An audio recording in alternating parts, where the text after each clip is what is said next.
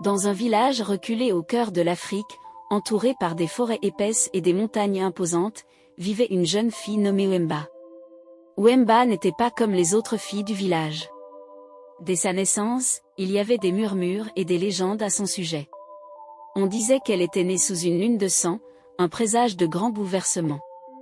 Sa mère, une vieille femme mystérieuse, la cachait souvent des regards curieux, comme si elle savait que Wemba portait en elle une force sombre et ancienne.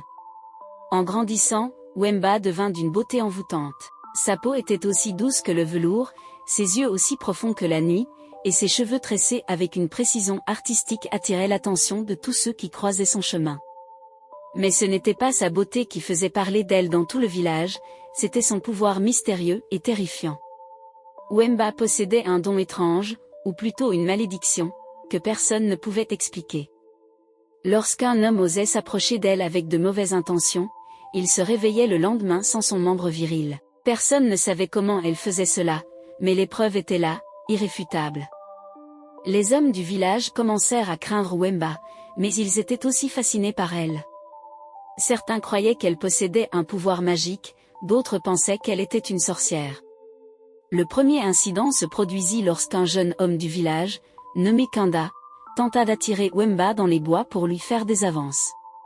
Le lendemain, il se réveilla en hurlant de douleur, découvrant avec horreur qu'il avait été privé de son membre. La panique se répandit rapidement dans le village, mais personne n'osa accuser directement Wemba. Kanda, autrefois un homme fort et respecté, devint l'ombre de lui-même, incapable de se remettre de sa perte. Peu de temps après, d'autres hommes du village commencèrent à subir le même sort. Chaque fois, les victimes étaient des hommes qui avaient tenté de séduire Wemba ou de la toucher sans son consentement. Les anciens du village se réunirent pour discuter de cette malédiction qui s'abattait sur eux. Ils décidèrent d'envoyer un groupe d'hommes courageux pour confronter Wemba et découvrir la vérité. Mais Wemba les attendait.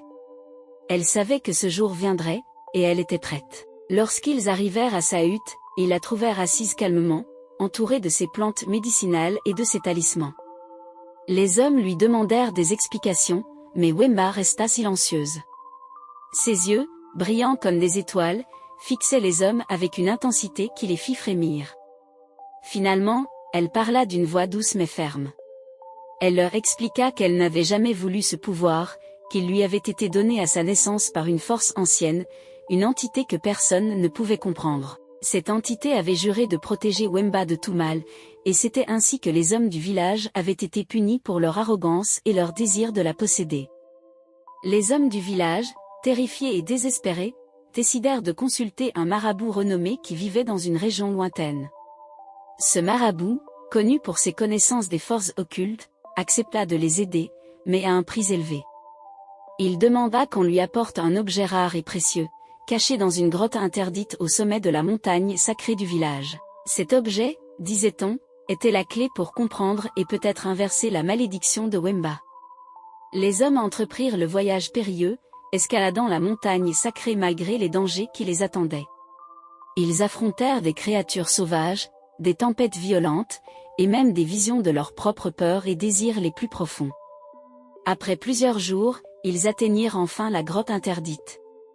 À l'intérieur, ils trouvèrent une pierre précieuse, d'un bleu éclatant, qui semblait contenir toute la sagesse et la puissance du monde. Lorsqu'ils retournèrent au village avec la pierre, le marabout la prit et la plaça devant Wemba. Il commença à chanter des incantations anciennes, appelant les esprits des ancêtres et les forces de la nature à se manifester. La pierre s'illumina, et Wemba, soudainement, se mit à trembler. Un vent puissant souffla à travers le village, éteignant toutes les torches et plongeant tout le monde dans l'obscurité totale. Quand la lumière revint, Wemba était allongée sur le sol, épuisée. Le marabout, en sueur, annonça que la malédiction avait été levée, mais à un prix. La puissance de Wemba avait été transférée dans la pierre, et elle devait désormais la garder avec elle en tout temps. Si elle perdait la pierre, la malédiction reviendrait, mais cette fois, elle toucherait non seulement les hommes, mais aussi tout le village. Le village retrouva un semblant de paix, mais Wemba savait que sa vie ne serait plus jamais la même. Les hommes la respectaient désormais, mais c'était un respect mêlé de crainte. La pierre bleue était devenue son fardeau, un rappel constant de la force sombre qui l'habitait. Et ainsi, Wemba vécut, seule mais libre, une gardienne de pouvoir ancien et dangereux. Le village, quant à lui, ne fut plus jamais le même, marqué à jamais par l'histoire de la fille qui avait pris les pénisses des villageois.